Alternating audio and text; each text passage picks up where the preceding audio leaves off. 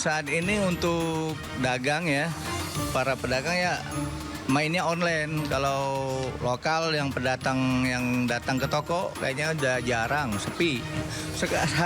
Hari-hari biasa sekarang nih 500.000 aja nggak dapat sekarang. 500.000 dari 5 juta yang dulu lebaran, 5 sampai 10 juta omset kan, kalau setiap hari kalau ada rame. Sekarang 500 sehari aja hebat kalau ada yang bisa. Kalau sepi mungkin sudah kurang lebih 2 bulan sampai 3 bulan belakangan ini. Kalau menurut saya mungkin karena faktor dari adanya perdebatan antara e-commerce dan offline tadi. Dari saya sendiri membayar sewa kios, alhamdulillah ya kita tetap bersyukur dan berusaha bagaimana bisa mempertahan eksistensi yang kita sudah pasarkan saat ini. Buat kedepannya sih saya juga belum tahu bagaimana perkembangan kedepannya. Sebelumnya kami bisa omset 20 juta, 30 juta per hari. 200.000 alhamdulillah. Di tahun 80, 90, pasar Tanah Abang itu ngetop dengan namanya Grosir Asia Tenggara, paling besar Asia Tenggara. Kenapa nggak bangkit lagi gitu? Kalau di sini kan offline ya, kita coba buka online. Ada di Shopee, ada di Tokopedia, sama di Google Business. Itu juga kita buka supaya pengunjung yang online tuh bisa tahu kalau kita juga dagang di sini gitu. Ya ada pengaruh. Ya maksudnya online itu maksudnya dikurangin gitu. Jadi biar pada datang lagi gitu. Misal Pasar Tanah Abang, Jakarta Pusat kini selalu sepi karena banyak konsumen yang memilih belanja secara online. Omset pedagang yang berjualan di pasar terbesar se-Asia Tenggara itu menurun drastis hingga 80%. Sementara itu pemerintah berencana melarang platform TikTok untuk menjalankan e-commerce bersamaan dengan media sosial.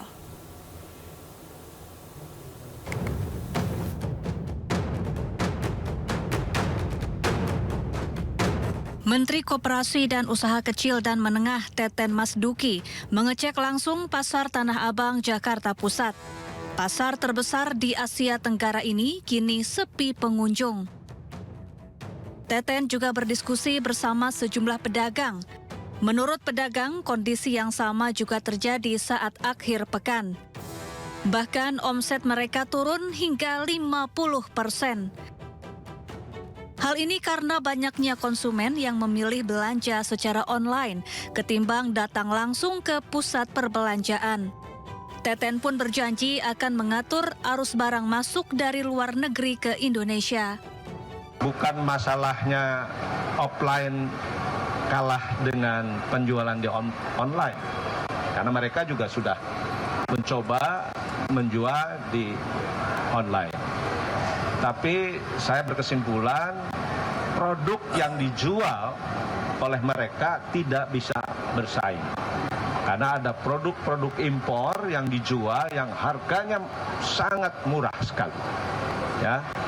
Nah karena itu saya sekarang sudah punya beberapa catatan bahwa mungkin yang perlu kita atur itu adalah mengenai arus barang masuk ke sini. Ya, apakah produk-produk yang barang-barang consumer good yang masuk ke Indonesia ini ilegal, ya, atau memang kita terlalu rendah menerapkan tarif bea masuk. Kita terlalu longgar, terlalu mudah untuk misalnya ada pembatasan produk-produk apa saja yang boleh masuk dan tidak masuk. Para pedagang Tanah Abang juga sudah bertransformasi dengan berjualan secara online. Namun mereka hanya mendapat untung besar di hari-hari tertentu seperti Idul Fitri. Dari Jakarta, tim liputan iNews melaporkan. Pemirsa, untuk membahas fenomena terkait sepinya Pasar Tanah Abang, kami sudah terhubung melalui sambungan Zoom dengan staf khusus Menteri Koperasi dan UKM Vicky Satari. Dan salah satu pedagang Pasar Tanah Abang ada Bapak Firman Kodri. Selamat pagi Pak Vicky dan Pak Firman. Selamat pagi, Pak. Selamat pagi, Pak. Gimana kabarnya pagi hari ini, Pak? Terima kasih sudah bersama kami di Sino Morning Show. Mungkin terlebih dahulu kita ke Pak Vicky. Pak Vicky, ini terkait dengan ini ya. Sepinya pasar Tanah Abang. Ini disebabkan oleh apa nih, Pak Vicky? Ya, seperti apa yang disampaikan Pak Menteri, Pak Teten kemarin pada saat kunjungan ke Tanah Abang, bahwa ini permasalahannya bukan hanya sekedar bagaimana rekan-rekan pedagang pasar Tanah Abang ini bisa on board atau masuk ke dalam platform online saja, tapi ini memang isunya adalah terkait dengan harga yang memang sangat-sangat murah dijual di pasar online, dalam hal ini marketplace atau social commerce, yang memang ini tidak masuk akal. Ini disebut predatory pricing. Jadi bicara terkait dengan isu di marketplace ini banyaknya seller, betul. Tapi ketika kita cek lagi lebih dalam, barang-barangnya kan ternyata barang impor. Bagaimana sebuah parfum dijual harga Rp100, ada jilbab kerudung dijual Rp5.000 sampai Rp7.000, sepasang sepatu dijual Rp15.000 sampai dengan Rp25.000. Ini yang menjadi permasalahan. Termasuk juga ini Pak Menteri juga tadi menyampaikan bahwa ini terkait dengan proteksi pasar lokal kita ya. Bagaimana ada tarif biaya masuk dan seterusnya. Kita ini mau ekspor, UKM kita mau ekspor ke luar ya. Untuk UKM yang di fashion, di F&B, ini dikenakan pajak impornya besar sekali oleh negara-negara tujuan ekspor kita ya, 40%. Bahkan kalau misalnya mau ekspor pisang aja, petani UKM kita, ada 21 sertifikat. Ya, ada 3 sertifikat yang harus diupdate 6 bulan sekali, dan kalau misalnya ada noktah atau jerawat tuh di kulit pisangnya, itu harus di-reject. Itu bagaimana pasar mereka di asing juga ya, memproteksi pasar mereka sedemikian rupa demikian. Baik, sekarang saya akan bertanya ke Pak Firman. Pak Firman, sebenarnya sejak kapan sih pasar Tanah Abang mulai sepi, Pak Firman? Pasar Tanah Abang itu mulai sepi memang semenjak setelah COVID ya, Mbak ya. Karena memang setelah COVID kebiasaan tren pasar saat ini pembeli mungkin lebih condong membeli di pasar online, karena kan memang sebelumnya pemerintah pernah menerapkan aturan PSBB dan juga pemerintah menerapkan aturan kepada para pekerja WFH, work from home. Jadi tren membeli mereka lebih condong kepada online store. Jadi memang itu yang menyebabkan akhirnya pasar-pasar offline ya di Tanah Abang salah satunya itu menjadi sepi. Seperti itu, Mbak. Kalau untuk omset yang Anda rasakan ini seberapa besar penurunannya? Omset 50% ke atas, Mbak ya. Itu sangat drastis sekali. Untuk sekarang ini memang kita tidak bisa mengharapkan untung yang sangat besar. Ya, mungkin cukup untuk membayar sewa toko, kemudian untuk membayar gaji karyawan, itu sudah cukup membuat kami lega ya. Tapi memang ya kami sangat berharap kepada pemerintah mungkin segera menerapkan sebuah regulasi agar pedagang-pedagang di Tanah Abang khususnya sebagai pusat grosir terbesar se-Asia Tenggara, dan agar Tanah Abang bisa kembali normal seperti dulu lagi. Jadi Pak Firman, ini terkait mungkin ini ya, jualan offline. Apakah sudah mencoba mungkin strategi lain, menjual online juga para teman-teman pedagang? Ya betul, seperti yang disampaikan Pak Teten, mungkin kemarin Pak Teten sudah survei ke Tanah Abang bahwa hampir semua pedagang Tanah Abang sudah ikut mencoba berjualan di pasar online. Tapi memang itu dia, persaingan harga yang sangat ketat. Saya sendiri juga memproduksi barang saya punya konveksi sendiri. Gitu. Saya berpikir bagaimana mereka bisa menjual dengan harga semurah itu. Ya, sedangkan saya sudah mencoba menekan biaya produksi, bahkan semurah-murahnya. Gitu kan. Tapi tetap saja kalah bersaing. Itu yang membuat saya tidak habis pikir bagaimana mereka bisa menjual. Mungkin dia pemerintah mungkin memberikan biaya masuk yang sangat murah pada barang-barang impor dari luar. Mungkin itu yang membuat harga barang kita tidak bisa bersaing dengan barang dari luar seperti itu. Baik, Pak Vicky, terkait tadi dari statement dari Pak Firman, ini teman-teman pedagang sudah menekan biaya produksi, tapi ternyata harga saingnya dari barang impor ini masih kalah murah, sehingga ini para calon pembeli lebih memilih beli secara online yang diimpor dari Cina. Apakah ada regulasi nantinya mungkin dari Pak Teten ke depannya dalam jangka waktu dekat untuk melindungi para pedagang yang ada di Indonesia ini, khususnya untuk pedagang di Tanah Abang? Ya, sesuai dengan arahan Presiden Pak Menteri bahwa pertama harus proteksi UMKM lokal, proteksi platform lokal dan juga konsumen. Sehingga sejak tahun lalu sebetulnya sudah didorong revisi Permendag 50 tahun 2020 yang memang mengatur perdagangan melalui sarana elektronik. Ini sudah bergulir, alhamdulillah sampai dengan saat ini sudah proses harmonisasi yang dimana kita ingin atur adalah kita tunggu nih. Memang tadi ya proses barang masuk tarif ini kan sebenarnya perlu ada koordinasi lintas kementerian lembaga. Betul. Nah, tapi kan perlu waktu lagi. Nah, jadi ini kita betul-betul harapkan revisi Permendag 50 2020 ini segera diundangkan karena di situ kita langsung tunggu di ujungnya. Jadi ini kan isu predatory pricing ini ada di platform online. Barang murah ini bisa jadi dua masuknya. Ada importasi resmi melalui cross border, di mana kita coba atur proses cross border ini barang yang dengan harga 100 US dollar ke bawah ini nggak boleh masuk melalui cross border. Nanti kita akan keluarkan daftar positive list. Mana-mana yang bisa masuk ya melalui cross border itu bisa ditentukan oleh rapat lintas menteri di tingkat menteri ya. Dan yang kedua adalah mewajibkan ke platform untuk mencantumkan izin barang impor resmi, ada keterangan barang asal, keterangan berbahasa Indonesia sampai dengan syarat-syarat yang juga dipenuhi oleh para UKM lokal kita ya, dari mulai bayar pajak, ada sertifikasi BPOM, PIRT, kemudian ada izin halal gitu ya, sertifikasi halal. Ini harus dilengkapi. Ya, terkait mungkin regulasi pun juga, apakah ada sanksi juga ke depannya jika mungkin ada oknum yang menjual harga lebih murah habis itu tidak mengikuti peraturan, Pak Vicky? Iya, ini yang dari sisi platform tentunya ada ya, di revisi Permendag ini sudah jelas ada beberapa sanksi sampai dengan memang nanti sanksinya ada penutupan sementara, ban sementara, kemudian ada sampai dengan pencabutan izin permanen gitu ya. Ini semua sudah dicantumkan dalam revisi Permendag 50 2020 ini.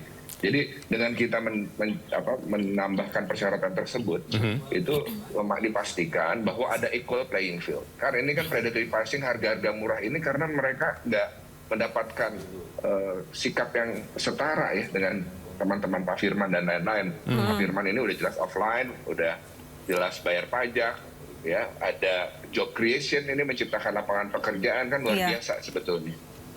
Sedangkan kan ini yang jual produk di marketplace yang pada daily pricing, ini kan kebanyakan seller, tapi juga produknya impor. Seller ini juga kita temukan ada beberapa memang ada afiliator dengan barang-barang impornya gitu ya. Jadi diinfokan bahwa seller misalnya di social commerce ini adalah para UKM. Baik. Mereka ada NIB dan seterusnya. Tapi ya kita ingin cek sebetulnya ini kan barangnya seperti apa. Seperti sampai saat ini contoh kita dengan TikTok, kita udah sejak bulan Juli menunggu laporan mengenai produk dan sampai dengan jumlah transaksi yang terjadi ya di TikTok Shop Indonesia khususnya, berapa barang impor, berapa barang ekspor, barang impor, berapa barang lokal, ini belum sampai saat ini belum kami terima. Demikian, Mbak.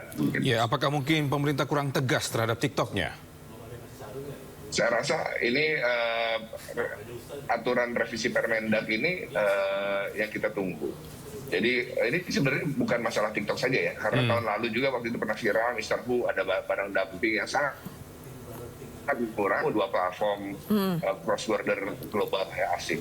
Diundang pada saat itu langsung ada goodwill dari mereka untuk menutup 13 kategori produk, termasuk pakaian fashion ini ya muslim ya, dari pakaian muslim perempuan, anak-anak dan seterusnya.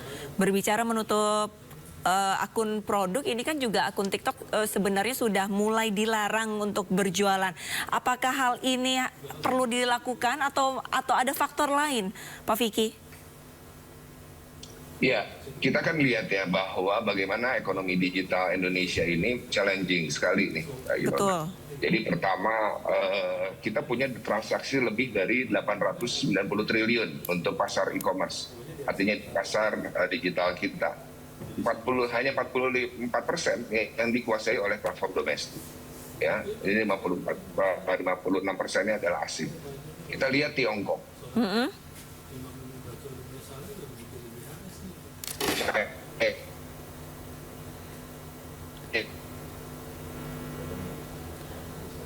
Nah ini 90%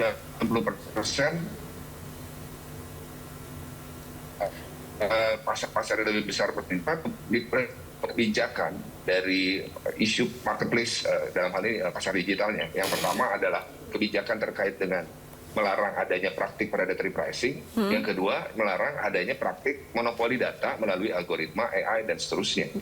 Ya, sehingga tidak boleh ada lagi migrasi data. Jadi di negara-negara lain seperti di Uni Eropa, di Amerika Serikat, ini sudah memisahkan. Kenapa? Karena platform media sosial ini yang selama ini adalah non-feeding, mengumpan percakapan, mengumpan transaksi untuk marketplace, e-commerce.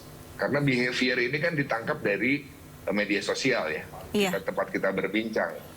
Nah, sehingga platform social commerce ini yang menjadi tantangan gitu. Seperti halnya kita lihat di Project S di UK, di Inggris Raya, di mana ini satu ekosistem dari mulai media sosial, marketplace, kemudian cross border sampai dengan retail online itu membuat produk sendiri. Jadi semua dikuasai. Jadi kita ingin mencegah ada penggunaan data, eksesif data ya dalam hal ini untuk mendorong konsumsi yang memang terus menerus ya, karena memang ini kita melihat bisa diarahkan dan seterusnya. Tapi rasanya ini wilayahnya yang lebih tepat untuk bicara Mendak ataupun nanti dari sisi platform dan Kominfo ya. Baik, untuk Pak Firman sendiri kan sudah mulai beralih ke jualan online. Apakah Pak Firman juga pernah mencoba untuk berjualan di aplikasi TikTok?